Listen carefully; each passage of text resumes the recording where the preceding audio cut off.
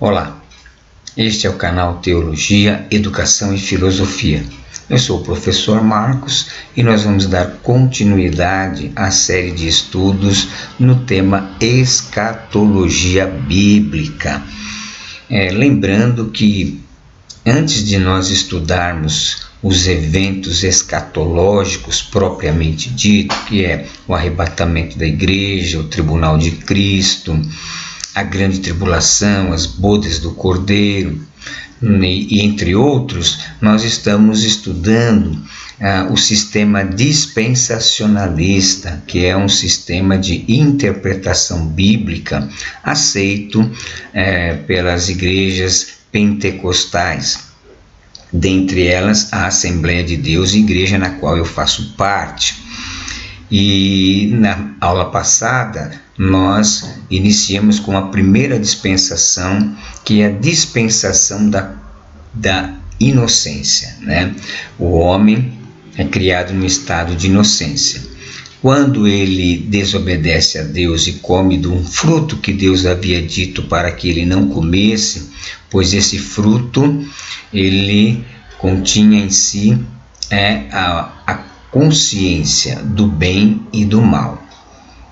Então, como eu sempre digo, né, as dispensações elas têm alguns elementos que são muito importantes para que a gente possa compreender o período, que é uma palavra-chave que no caso da consciência é consciência, dispensação da consciência.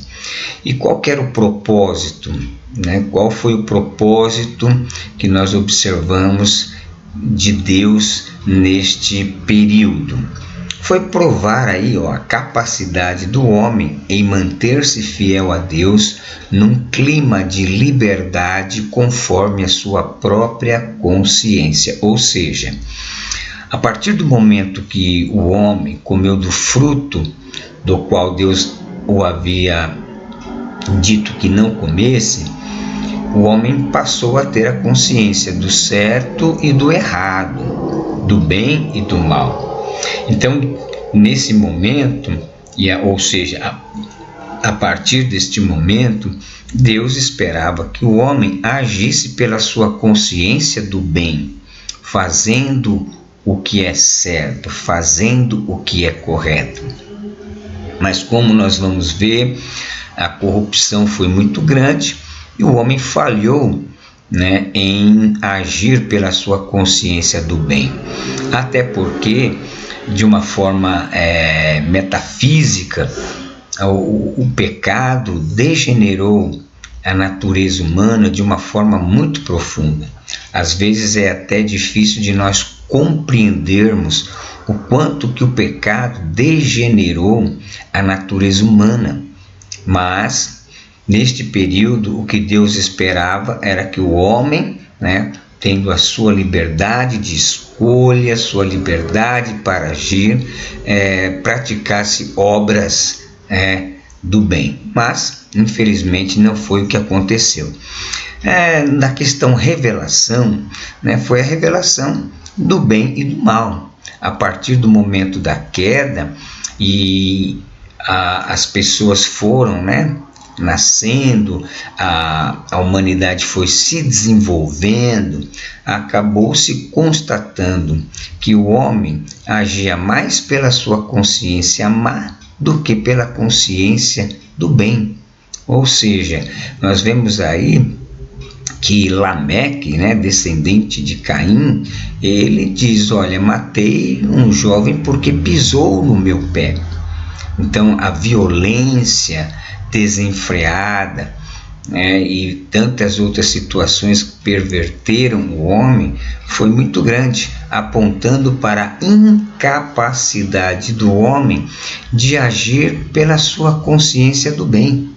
É interessante nós observar isso, por quê? Porque o homem tornou-se um escravo do pecado. Então está aí a revelação, é a consciência do bem e do mal. Os personagens principais, nós podemos dizer, Caim, Abel e Noé. É lógico que tem outros personagens desse período, mas esses três são que figuram assim de uma forma mais abrangente. O concerto, nós observamos que o concerto está lá em Gênesis 3,15, que é o que chamamos de proto-evangelho. Por quê? Porque esse texto ele aponta para uma verdade, algumas verdades que nós podemos ver. Vamos ver aqui, Gênesis 3,15. Estou usando uma Bíblia revista e corrigida. Olha só, esse texto é o texto que aponta a queda, né? E também os juízos que Deus determinou para cada um dos três personagens que aparecem, né? Que é Satanás, Adão e Eva. Podemos dizer 4, né? Porque aqui também existe um juízo específico para a serpente. Então veja só. E porém inimizade entre ti e a mulher, e entre a tua semente e a sua semente. Esta te ferirá a cabeça, e tu lhe ferirás o calcanhar. Então nós podemos ver que esse versículo ele contém o quê? Ele contém a primeira promessa implícita, né, do plano de Deus para a redenção do mundo. Ou seja, ela prediz já a vitória final, né, da raça humana e de Deus contra Satanás e o mal. É muito interessante, é uma profecia do conflito espiritual entre a semente da mulher, isto é, o Senhor Jesus Cristo, e a semente de Satanás, né, que são os seus seguidores. Então Deus promete aqui que Cristo nasceria de uma mulher e que ele seria ferido, né, ao ser crucificado, porém ressuscitaria dentre os mortos para destruir completamente, ou seja, ferir Satanás, o pecado e a morte e salvar a humanidade. É interessante que nós observamos que esse texto, né, que é o concerto de Deus, olha, vai ter um que vai pisar na cabeça daquele no qual incitou o pecado na natureza do homem. Então, o pecado não pegou Deus desprevenido, né? O pecado não pegou Deus, vamos dizer assim, sem saber o que fazer, tendo que elaborar um plano de última hora. Não. Aqui já nos aponta que Deus, já de antemão, já tinha um plano preparado para a redenção do homem. Ok? Nós temos aqui os atos de desobediência também nesta dispensação, que foi quando chegamos ali no capítulo de número 6 de Gênesis, quando nós vemos a corrupção do gênero humano. Então, o homem falhou nessa dispensação porque ele não agiu conforme a sua consciência do bem, do seu entendimento do que é certo. E o juízo nesta dispensação foi o dilúvio. Então é muito importante nós guardarmos todos esses elementos para que a gente possa ter uma compreensão maior e melhor do que é a dispensação da consciência.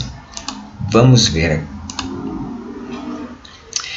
Na dispensação da consciência, a ideia é a de que os homens, sabendo distinguir agora entre o bem e o mal, deveriam atender às indicações das suas consciências, né, para fazerem o bem e evitarem o mal.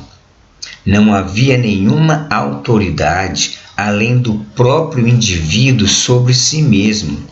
né, o marido sobre a sua esposa e a dos dois, né, dos pais sobre os seus filhos. A mordomia, ela consistia em cada indivíduo determinar pela própria consciência o que deveria fazer, tendo ele responsabilidade direta com Deus. Nesse período, nós vemos que duas linhagens vieram após a queda, Caim e Abel. É lógico, meus irmãos e você que me acompanha, nós não sabemos, né, se Adão e Eva tiveram outros filhos antes de Caim e Abel, né? Por quê? Porque a Bíblia se concentra exatamente, propriamente, no que foi se desenvolvendo, que foi o pecado, né? Adão e Eva poderiam muito bem ter tido outros filhos, mas que não cometeram nenhum ato, né? E esses cometeram, não sabemos. A Bíblia nos diz que a história desses dois filhos, né? Tanto que depois desse relato, a Bíblia vai dizer que nasceu mais filhos, a Adão e Eva, mas contudo, antes de Caim e Abel, nós não temos aí um relato acerca de que se Adão e Eva tiveram outros filhos. Pode ser que sim, pode. Alguns teólogos dizem que pelo juízo que Deus lançou sobre Adão e Eva, possivelmente poderia ser que eles tivessem outros filhos, porque Deus diz para Eva, vou multiplicar a dor da tua conceição. Mas como que ela saberia dor de conceição se ela não tivesse tido algum filho, né? E outros indícios que apontam talvez para a existência. Logo no capítulo 1, verso 27, a aliança que Deus faz com Adão é crescer e multiplicar. Então veja que existem alguns pontos que não são claros, né, porque nós não sabemos em quanto tempo que Adão foi criado e ficou em estado de inocência, né, e quando já foram criados, não sabemos quanto tempo. Então todas estas coisas são algumas coisas que Deus não quis dar detalhes. Por quê? Porque Deus não achou que seria necessário. O que Deus nos revela nas Sagradas Escrituras é aquilo que Ele realmente viu que seria importante para o nosso conhecimento. Então, continuando aí, veja no nosso slide, duas linhagens vieram após a queda, né? A queda, Caim e Abel. Abel, pela oferta de sangue, mostrou penitência e um desejo de aproximar-se de Deus. Bom, a primeira questão aqui que aparece a questão da oferta. A Bíblia diz que quando Deus desceu ao jardim e Adão disse ao Senhor, olha, estava nu e tive medo, no final do texto do capítulo 3, a Bíblia vai nos revelar que eles foram cobertos com peles de animais. Então, isso se dá a entender, por inferência, que para que eles fossem vestidos de pele, um animal deve ter sido sacrificado. Então, a partir disso, nós começamos a observar os indícios, né, que vai acontecer mais para frente, que são os sacrifícios, né, por conta do pecado. Então, vamos aqui em Gênesis 4:4, Gênesis 4:4, que diz assim: E Abel também trouxe dos primogênitos das suas ovelhas e da sua gordura, e atentou o Senhor para Abel e para a sua oferta. Veja que aqui Abel oferece a Deus, né, traz uma oferta dos seus animais, né, gordura, ao Senhor. Então, como eu disse, essa questão do indício do sacrifício, ela já começa aqui. Mas mesmo no capítulo 3, no verso 21, diz assim: e fez o Senhor Deus Adão e a sua mulher túnica de peles e os vestiu. Então, por inferência, essas túnicas de peles, elas foram tiradas de algum animal, e este animal precisou morrer para que essas peles pudessem ter sido levadas para vestir Adão e Eva. Então, a partir daí, todos os indícios apontam para a lei do sacrifício que vai acontecer mais adiante na história. Então, aqui é importante a gente observar essa questão. Nós temos aqui também em Hebreus, capítulo de número 11, verso de número 4, quando o autor fala da oferta, né, que Abel fez a Deus e foi aceita. Pela fé, Abel ofereceu a Deus maior sacrifício do que Caim, pelo que alcançou o testemunho de que era justo, dando Deus testemunho dos seus dons, e por ela, depois de morto, ainda fala. Então veja aí, Abel trouxe uma oferta a Deus, uma oferta, né, de sangue, uma oferta do animal que ele trouxe, do melhor do que ele tinha. Agora, Caim, ele trouxe a sua oferta. Caim, ele cultivava a terra. Só que Deus não se agradou. Por quê? Porque pela oferta destituída de fé, dos frutos do campo que cultivava, demonstrou um espírito de autoconfiança e rebelião. Então, Deus se agradou da oferta de Abel e não se agradou da oferta de Caim. E Deus, veja que Deus ainda, ele mantém um diálogo com Caim, para que Caim não ficasse daquela forma, né, com o coração cheio de coisas ruins. Veja aqui que nós temos aqui, né? Olha só.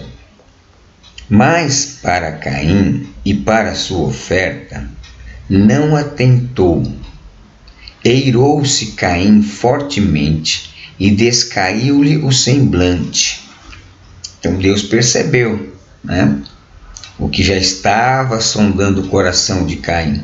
Quando Deus não aceitou a sua oferta, porque não foi uma oferta de coração, não foi uma oferta verdadeiramente de submissão a Deus.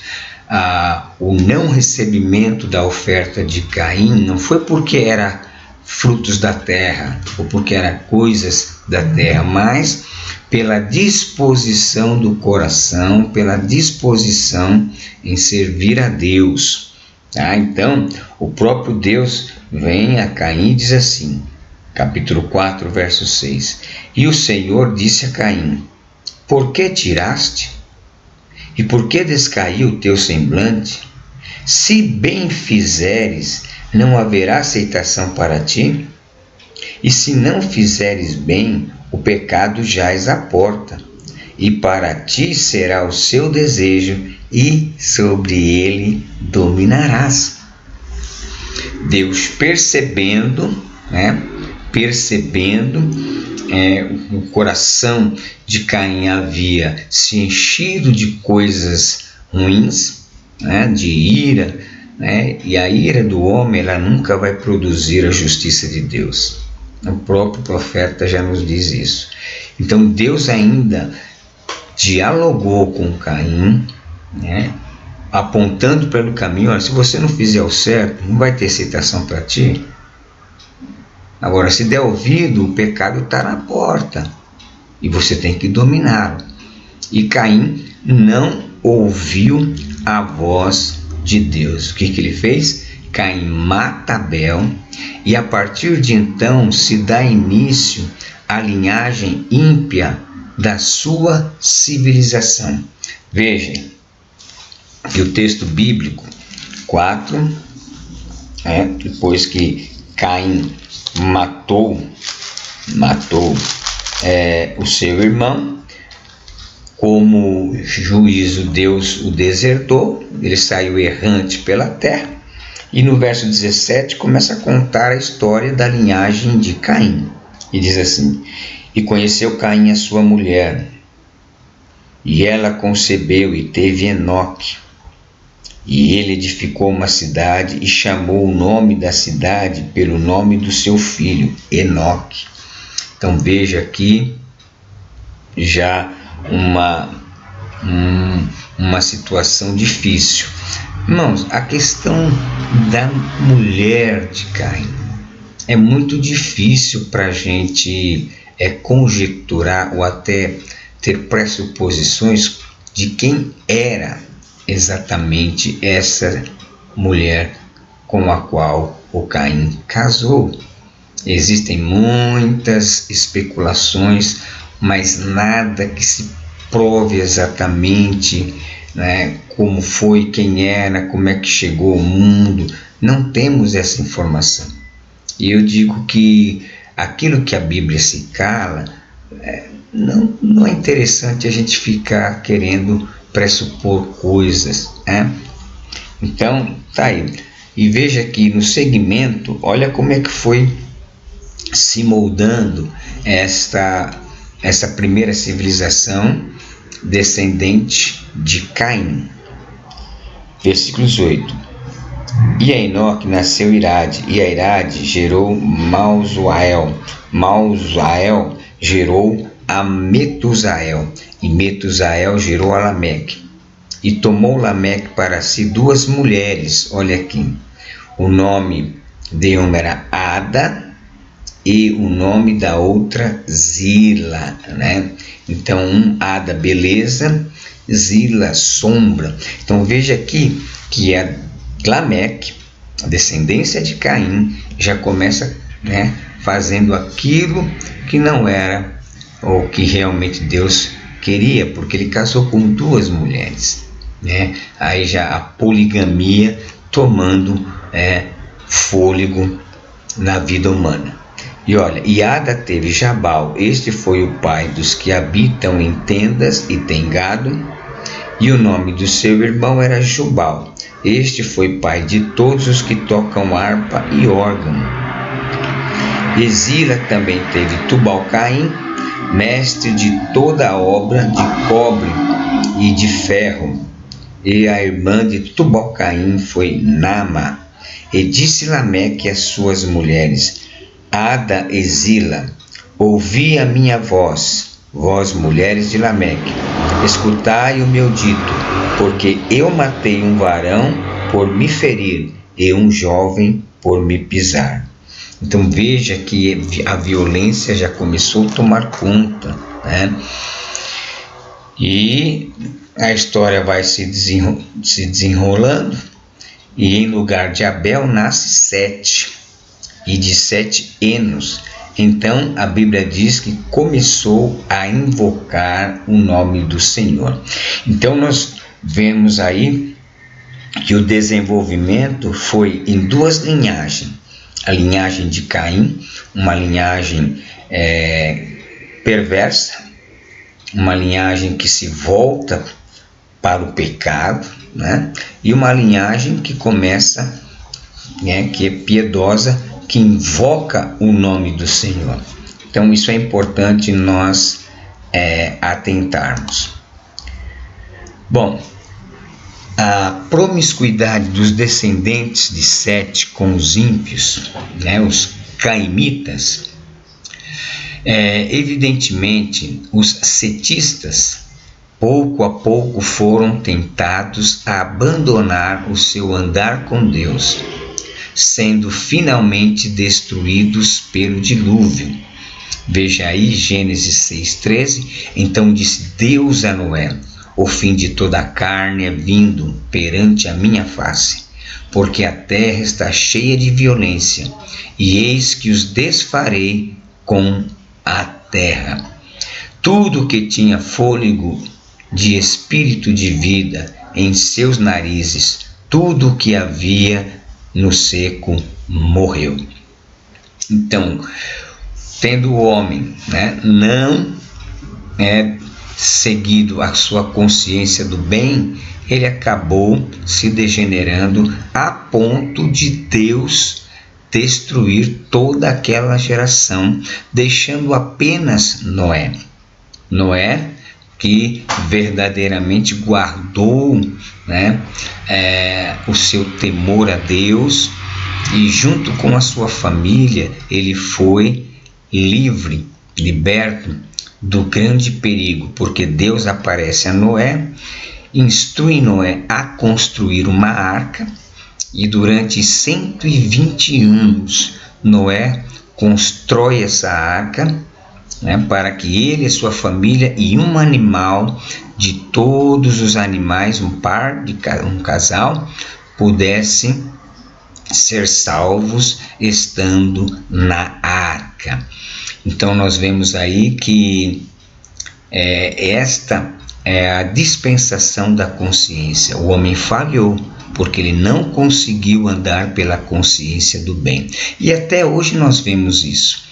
As pessoas dificilmente andam completamente pela sua consciência do bem, porque sempre o pecado traz alguma mancha para as pessoas.